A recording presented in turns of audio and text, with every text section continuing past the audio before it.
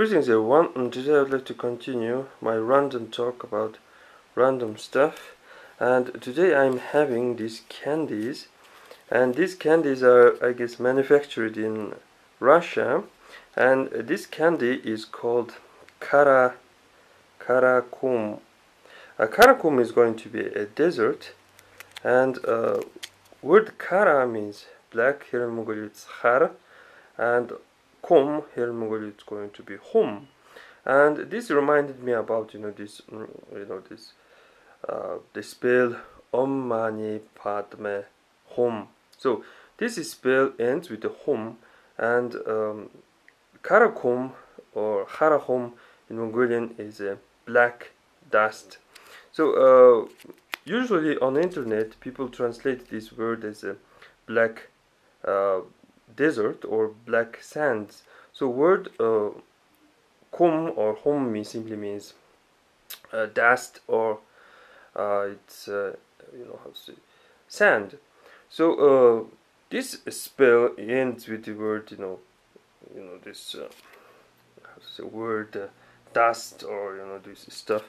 So what are they trying to make is that they want to make ma also Padme into a hum,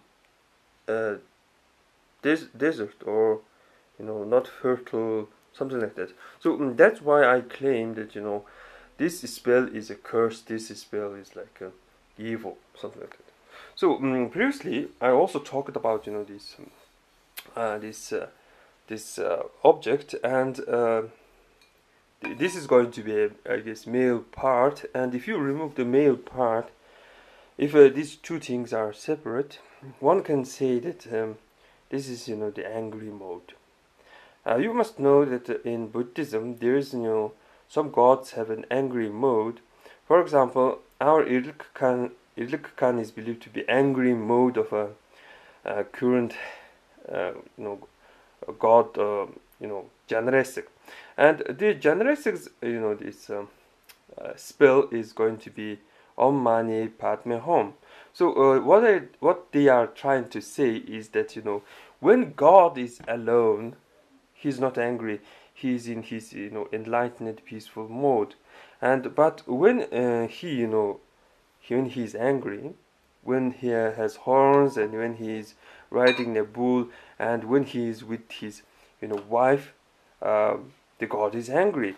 This is same with this God of wisdom. The God of wisdom has a sword, and when he's alone, when he's holding a lotus and a book and something like that, he is not angry. But when he becomes angry, he turns into Yamantaga. Yamantaga is someone with a woman, and he has this a lot of fancy weapons, etc., etc. So they are trying to say that you are like angry if you have a partner, or if you have a girlfriend, or if you have like a wife. And on internet I sometimes this see this some movie, not movies, videos. I'm sorry for my hair, it's like very messy and stuff, about these Muslim imams, this advising how to beat your wife. So when wife is misbehaving, you must like beat her, something like that. It is like man thinks that he owns stuff. I mean, if you had tool, and if someone borrowed your tool, and if the person is not giving your tool, you in time you will get angry. If you think that you own this land, if you think that you are part of this country, etc., etc., and some people are like coming and making it like polluting. If someone is like cutting down the forest you born, you will become angry. So what they are trying to say is that if you own something, you will always be angry, something like that. So that's why Buddhism, this like Hindu religion, that man who does not own stuff man does not have a wife, children, etc., etc., can be holy, something like that.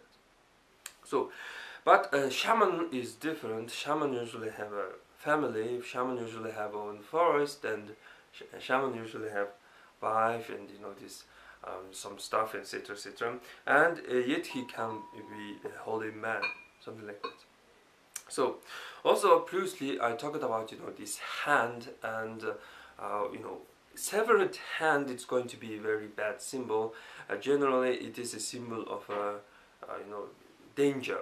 If you go this way, you will lose your hand, something like that. It's better than lose one's head. If you see skull, or if you see a severed head, it means if you go this way, you will lose your life, head. But if you go this way, you might lose your hand, or you might get injured, or it's something dangerous. So severed hand is generally used to say stop. But in the case of this southern wish flag, they have put this hand.